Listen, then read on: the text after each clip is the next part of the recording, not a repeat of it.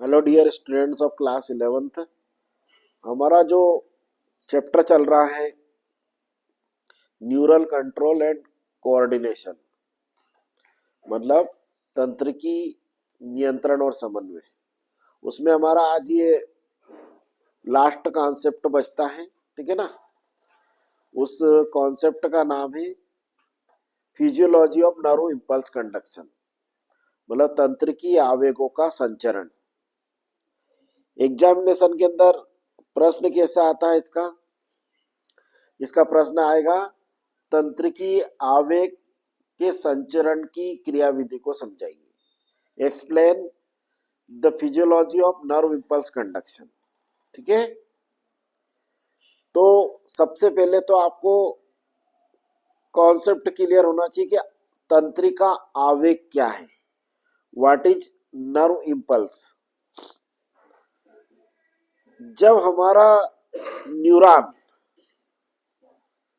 किसी स्टिमुलस के संपर्क में आता है, या यूं कह सकते हैं हम लोग, when neuron is stimulated, when neuron is excited by any stimulus, मतलब जब भी कोई उद्दीपक हमारे न्यूरॉन के कांटेक्ट में आता है तो हमारे न्यूरॉन के अंदर तंत्रिका आवेगों का संचरण होता है।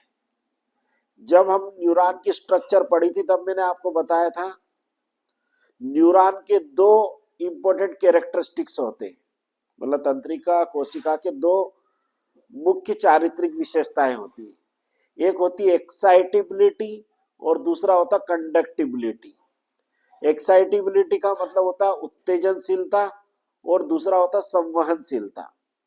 मतलब पहले न्यूरॉन एक्साइट होंगे और फिर उनमें तंत्रिका आवेगों का संचरण होगा। इस फिनोमिनन को, इस घटना को तंत्रिका आवेगों का संचरण कहते हैं, जो कि हमारी बॉडी को सेंसफुल बनाने में बहुत इंपॉर्टेंट भूमिका निभाते हैं। हमारी बॉडी सेंसिटिव है। क्यों है? क्योंकि हमारी बॉडी के अंदर नर्व इंपल्स का कंडक्शन होता है। जब हमारी बॉडी के किसी पार्ट का हमारे ब्रेन से नर्वस कनेक्शन डिसलोकेट हो जाता है या किसी कारण से वो संपर्क टूट जाता है तो उस ऑर्गन जो रहता है वो सेंसलेस हो जाता है, मतलब संवेदनहीन हो जाता है, मतलब वो ऑर्गन फंक्शनलेस हो जाएगा इवन दो हमारी बॉडी के अंदर प्रेजेंट है। ठीक है। तो इसको बोलते हैं तंत्रिका आवेग, नर्व इंपल्स। तो नर्व इंपल्स की सबसे सिंपल डेफिनेशन क्या होती है, मतलब तंत्रिका आवेग की सबसे सरल परिभाषा क्या होती है?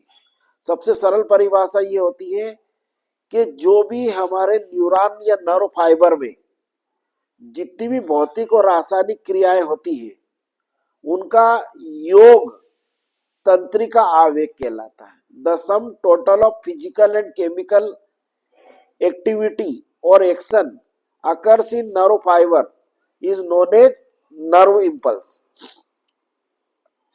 अब ये नर्व इंपल्स या जो तंत्रिका आवेग होते हैं इनके कुछ विशिष्ट लक्षण होते हैं, मतलब स्पेसिफिक कैरेक्टरिस्टिक्स होते हैं।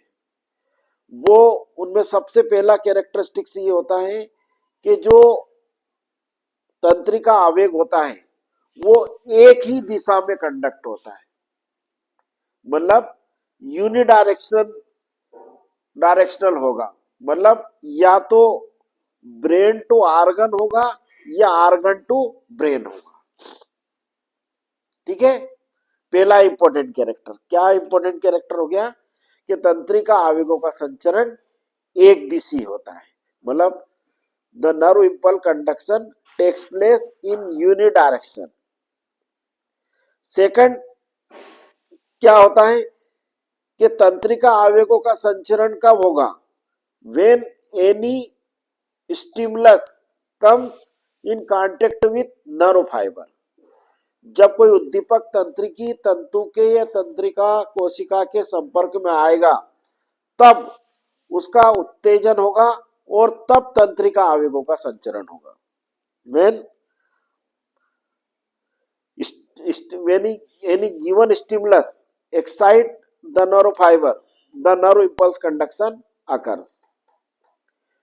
तीसरा इंपॉर्टेंट कैरेक्टरिस्टिक्स ये होता है कि जो तंत्रिका आवेगों का जो संचरण होता है वो सब या कुछ नहीं के सिद्धांत पर कार्य करता है। सब या कुछ नहीं का सिद्धांत मतलब या तो ऑल और नन प्रिंसिपल, मतलब तंत्रिका आवेगों का या तो स्टिमुलस अगर पावरफुल नहीं है तो न्यूरॉन एक्साइटेड ही नहीं होगा और वो उस इंपल्स को ले जाएगा ही नहीं, या फिर अगर वो ले जाएगा तो वो उसको पूरा all along the nerve fibre ले जाएगा। इस प्रिंसिपल को बोलते हम लोग ऑल और नन प्रिंसिपल, हिंदी में बोलते सब या कुछ नहीं का सिद्धांत। फिर चौथा कैरेक्टरिस्टिक्स ये होता है कि जो स्टिमुलस होना चाहिए जो उस नर्व फाइबर या न्यूरॉन के कांटेक्ट में आया है, that should be of threshold level. Threshold level का होना चाहिए। थ्रेशोल्ड का मतलब वो स्टिमुलस इतना पावरफुल होना चाहिए कि वो पूरे नर्व फाइबर या न्यूरॉन की पूरी लेंथ में एक्साइटेशन कर सके, उत्तेजना कर सके।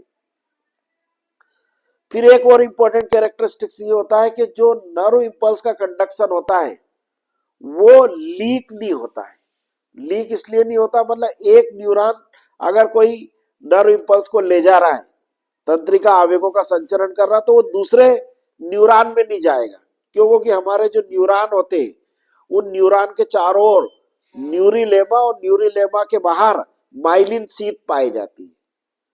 तो माइलिन शीथ के कारण माइलिन शीथ और न्यूरिलेमा इंसुलेटर मेम्ब्रेन का कार्य करती है और वो नर्व फाइबर के अंदर जो नर्व इंपल्स कंडक्शन हो रहा है उनको लीक या उनको दूसरे न्यूरॉन में जाने से रोकती है। एक और इंपॉर्टेंट कैरेक्टरिस्टिक्स ये होता है कि नर्व फाइबर जो होते हैं वो उनके अंदर नर्व इंपल्स के कंडक्शन के लिए ऑक्सीजन इज एसेंशियल, मतलब ऑक्सीजन बहुत जरूरी है। इसीलिए मैं बार बार आपको बताता हूं कि जैसे अगर हमारे ब्रेन के किसी पार्ट में अगर ऑक्सीजन का इनसफिशिएंट सप्लाई होगा तो हमारे ब्रेन की वो पार्ट नॉन फंक्शनल हो सकता है।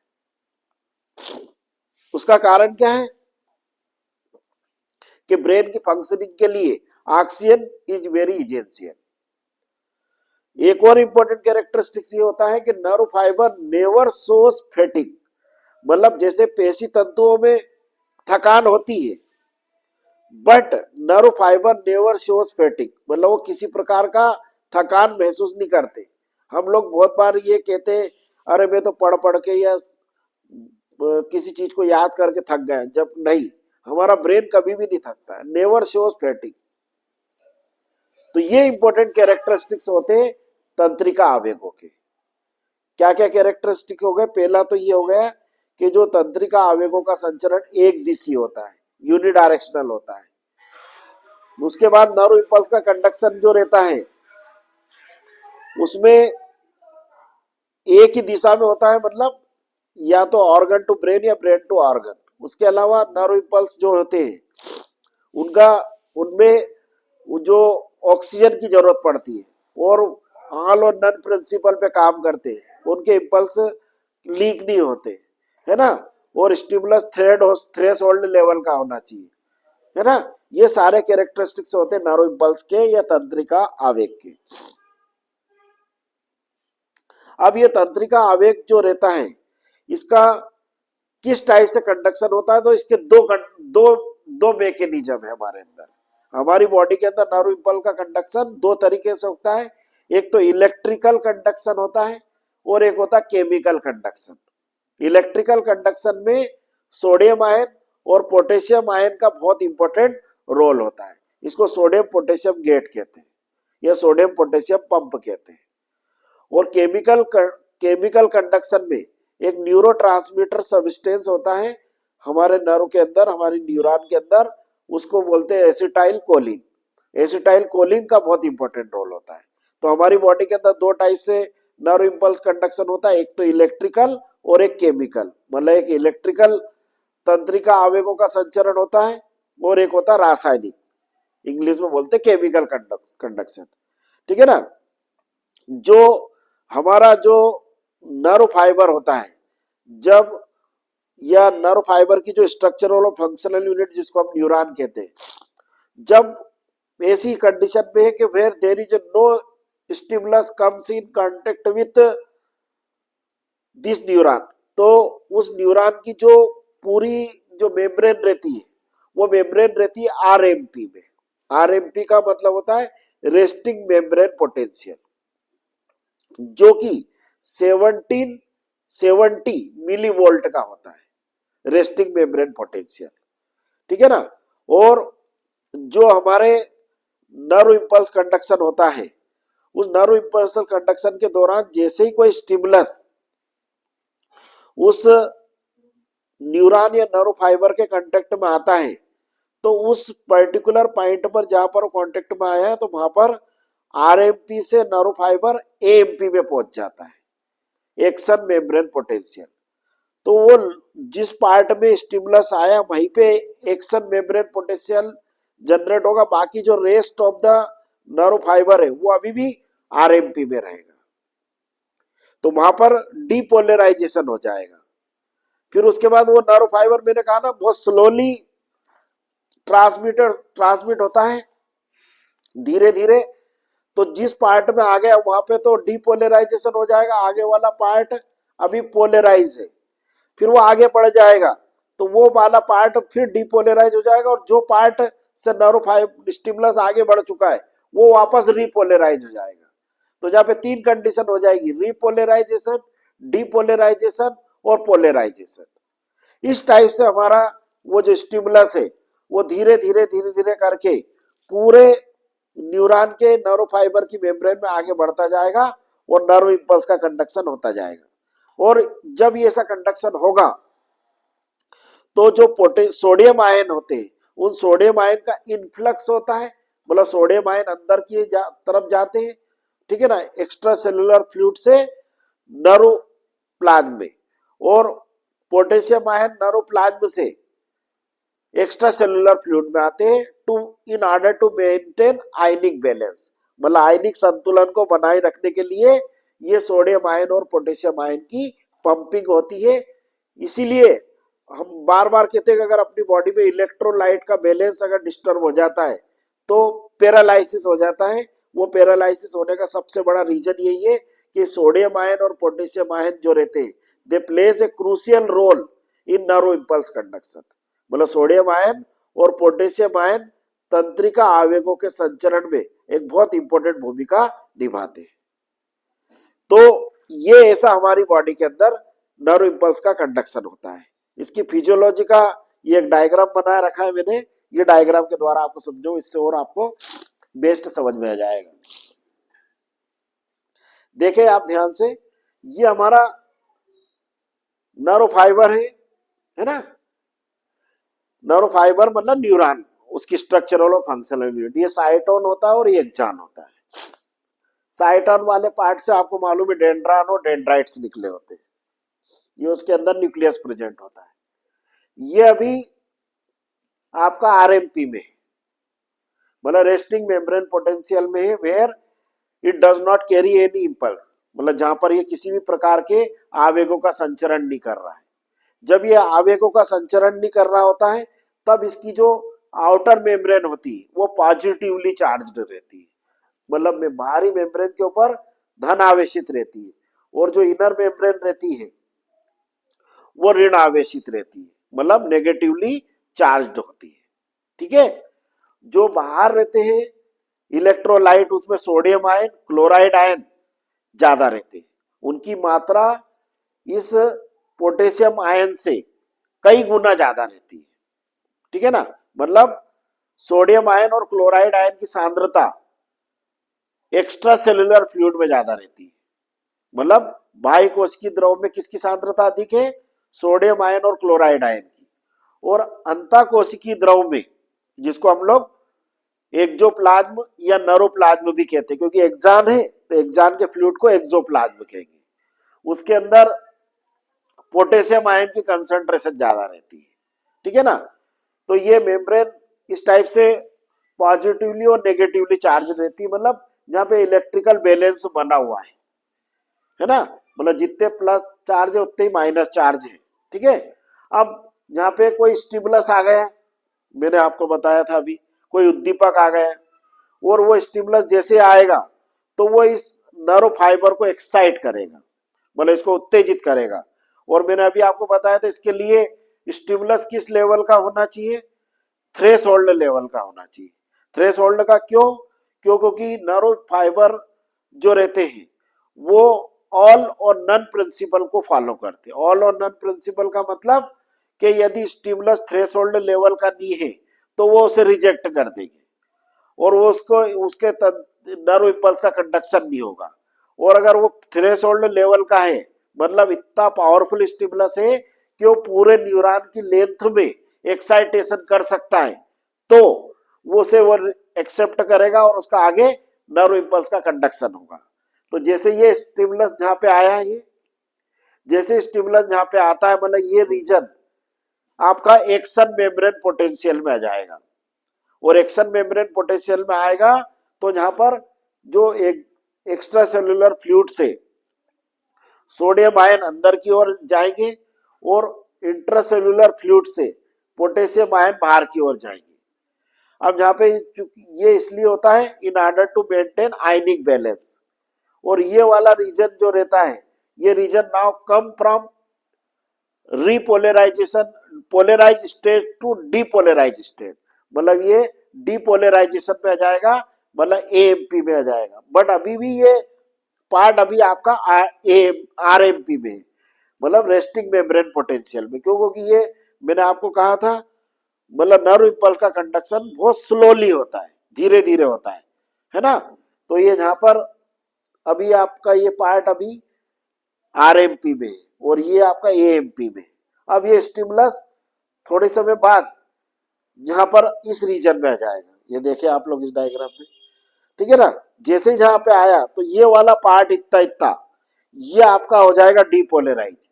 अब चूंकि ये स्टिमुलस जहां से इस रीजन में आ गया, तो ये वाला पार्ट जो भी डीपोलराइज स्टेट में था वापस ये रिपोलराइजेशन स्टेट में जाएगा, मतलब वापस जहां पर वही इलेक्ट्रिकल बैलेंस बन जाएगा, मतलब आउटसाइड टू पॉजिटिवली चार्ज और इनसाइड नेगेटिवली चार्ज, ये डीपोलराइजेशन में हो गया। अब उसके बाद फिर ये स्टिमुलस आगे बढ़ेगा तो ये वाला पार्ट जो है ये डीपोलराइज हो जाएगा और ये वाला पार्ट रिपोलराइज हो जाएगा। ऐसा चलता रहेगा, कब तक चलता रहेगा, जब तक कि ये पूरा stimulus all along the nerve fibre ना चला जाए, मतलब जब तक ये आवेगों का संचरण इस पूरे तंत्रिका फाइबर के पूरी लेंथ तक ना पहुंच जाए, इसको हम लोग बोलते हैं तंत्रिका आवेगों का संचरण। और इसमें ये आपका सोडियम आयन और पोटेशियम आयन का बहुत इंपॉर्टेंट रोल होता है। और इस सोडियम आयन और पोटेशियम आयन में जो रहता है इसको सोडियम पोटेशियम पंप भी कहते हैं, ठीक है ना। और ये तो इलेक्ट्रिकल कंडक्शन हो गया। अब ये इलेक्ट्रिकल कंडक्शन अगर नहीं होता है कभी कभी, तो आपको मालूम ही है एक न्यूरॉन का एक्सॉन दूसरे न्यूरॉन के डेंड्राइट से जिस पॉइंट पर मिलता है उस पॉइंट को हम लोग सिनेप्स कहते हैं। तो सिनेप्टिक जो नोब रहती है, उस सिनेप्टिक नोब पर छोटी छोटी वेसिकल्स रहती है, उन वेसिकल्स के अंदर एक न्यूरोट्रांसमीटर सब्सटेंस भरा रहता है। उस न्यूरोट्रांसमीटर सब्सटेंस को या न्यूरोट्रांसमीटर पदार्थ को हम लोग एसिटाइल कोलिन कहते हैं। वो एसिटाइल कोलिन जो रहता है, एसिटिल कोलिन एस्टरेज एक एंजाइम होता है, उसकी प्रेजेंट में एसिटिक एसिड और कोलिन में कन्वर्ट हो जाता है। तो जैसे मान के चलो कोई भी दो न्यूरॉन है ना, एक ये न्यूरॉन है तो इससे सिनेप्टिक वेसिकल में एसिटिल कोलिन आएगा और इधर जाएगा, तो वो सिनेप्टिक वेसिकल में एसिटाइल कोलिन भरा है। और आपको मालूम ही है, पहले ही पता है कि दो न्यूरॉन आपस में जुड़ते हुए प्रतीत होते, जुड़े हुए नहीं रहते, तो उनके बीच में जो गैप रहता है वहां पर वो सिनेप्टिक वेसिकल रिलीज हो जाएगी और सिनेप्टिक वेसिकल में जो एसिटाइल कोलिन है वो फ्री हो जाएगा और फिर वो इस न्यूरॉन में आ जाएगा। तो इस प्रकार से इस न्यूरॉन से इस न्यूरॉन में जो नर्व इम्पल्स कंडक्शन है, मतलब तंत्रिका आवेग का संचरण हो रहा है, वो केमिकल के द्वारा हो रहा है। जैसे जहां पर इलेक्ट्रिकल हो रहा है सोडियम आयन और पोटेशियम आयन की प्रेजेंस में, जहां पर हो रहा केमिकल, और ये केमिकल काय की, कौन सा केमिकल, कौन सा रसायन है, एसिटाइल कोलिन है, इसलिए इसको बोलते केमिकल ट्रांसमिशन। तो हमारी बॉडी के अंदर दोनों ही टाइप से तंत्रिका आवेगों का संचरण होता है, इलेक्ट्रिकल भी होता है और केमिकल भी होता है, ठीक है ना। मतलब इलेक्ट्रिकल तंत्रिका आवेगों का संचरण भी होता है और रासायनिक रूप से भी तंत्रिका आवेगों का संचरण होता है। और ये नर्व इम्पल्स का कंडक्शन हमारी बॉडी के अंदर, हमारी बॉडी को मतलब सेंसिटिव बनाए रखने के लिए, हमारी बॉडी के किसी पर्टिकुलर ऑर्गन को रिस्पॉन्सिव बनाए रखने के लिए against a specific stimulus is very essential. तो ये बहुत ही इंपॉर्टेंट फिनोमिनन है, उससे रिलेटेड क्वेश्चन कॉम्पिटिटिव एग्जाम्स के अंदर भी आते हैं, ठीक है ना। तो ये एक बहुत इंपॉर्टेंट कॉन्सेप्ट था आपका तंत्रिका आवेगों का संचरण, मतलब नर्व इम्पल्स कंडक्शन। अब इसके छोटे छोटे क्वेश्चन भी आ सकते हैं।